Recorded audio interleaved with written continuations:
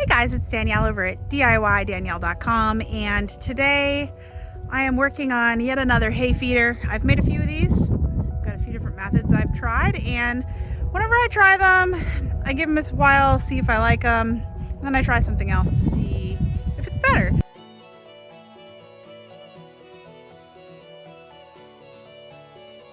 What I'm doing today is I found a garbage can on sale with wheels at Walmart for $30, I think.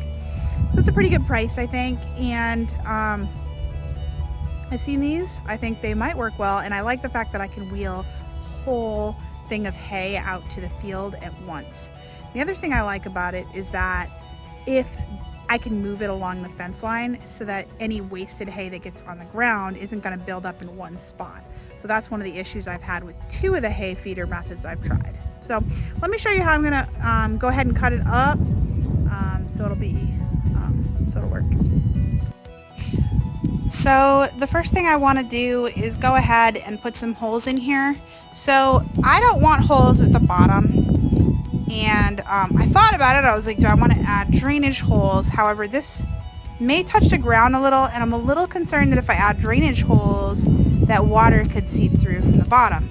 But the other consideration I need to think about is that if water gets in from the top or one of these holes that we're going to put in it, then we're running the risk of water building up in the bottom, causing hay to mold at the bottom.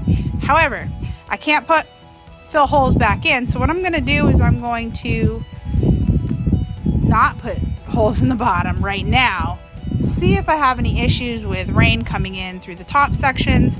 If I do, then I will go ahead and add some drainage holes in the bottom here. We want to put a couple of holes. I heard people saying they do 4-inch holes. I saw some people using bigger holes. I'm going to go with a smaller hole right now. Like I said, you can always make something bigger. You cannot make it smaller. I want to go and start drawing some marks on here where I'm going to put holes.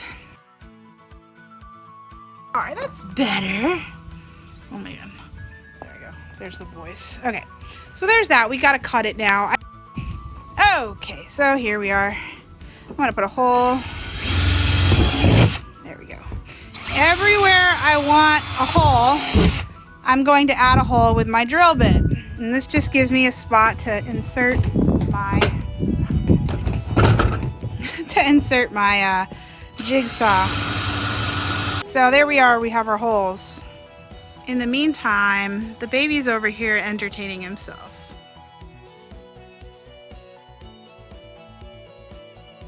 There we go, and we have our hole. And now I'm just gonna make holes on the other sides. Okay, let's see how a bale of hay fits. This is a pretty large bale, so we shall see. Boom, how's that? That looks perfect. As you can see, look at that. I think we should be able to get the lid on. Which shot is this going? I'm gonna go cut the strings first though, so they're not on there.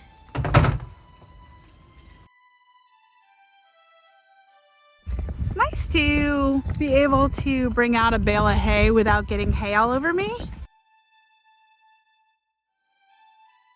So what I want to do is secure it to the fence each time I move it. And I want to move it from different post to different post, just because any hay that comes out will get on the ground and kind of rot there, which is fine if it's a little layer near the fence line, so I don't have to weed whack it. But if it's a big pile, like I'm going to show you my other area, but if it does build up there, it'll be a problem.